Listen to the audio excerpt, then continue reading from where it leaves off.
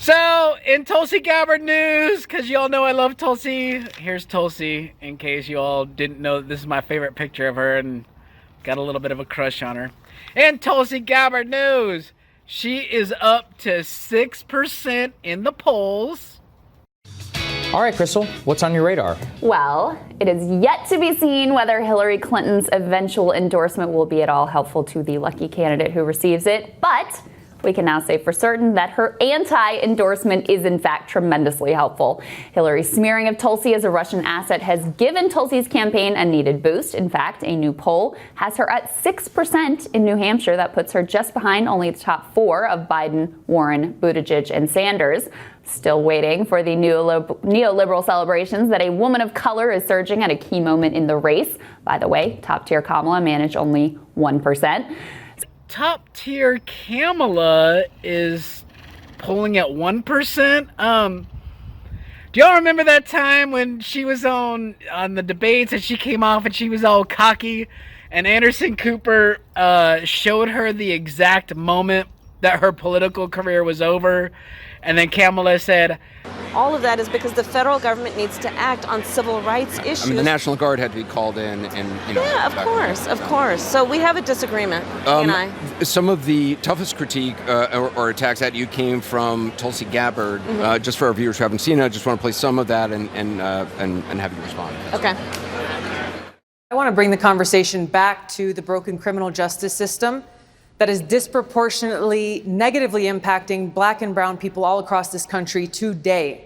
Now, Senator Harris says she's proud of her record as a prosecutor and that she'll be a prosecutor president, but I'm deeply concerned about this record.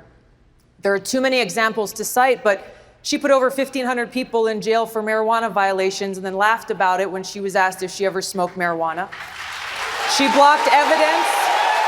She blocked evidence that would have freed an innocent man from death row until the courts forced her to do so. She kept people in prison beyond their sentences to use them as cheap labor for the state of California.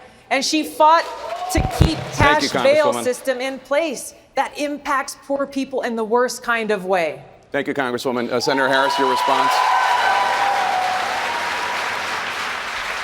As the elected Attorney General of California, I did the work of significantly reforming the criminal justice system of a state of 40 million people, which became a national model for the work that needs to be done. And I am proud of that work. And I am proud of making a decision to not just give fancy speeches or be in a legislative body and give speeches on the floor, but actually doing the work of being in the position to use the power that I had to reform a system that is badly in need of reform. Did you expect that from Tulsi Gabbard? Had you had interaction about that in the past? And how do you think it went?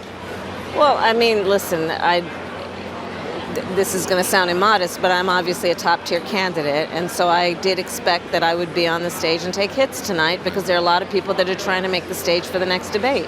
Yeah, for a lot of them, it's do or die. Well, yeah, and especially when people are at 0 or 1% or whatever she might be at. And so I did expect that I might take hits tonight. But, you know, listen, I think that this coming from someone who has been an apologist for an individual. Yeah, Kamala, it's over. Sweetheart, we have a term for it. You know, just hang up your spurs. It's over, doll. You're done. Tulsi destroyed your career, and there's nothing you can do about it.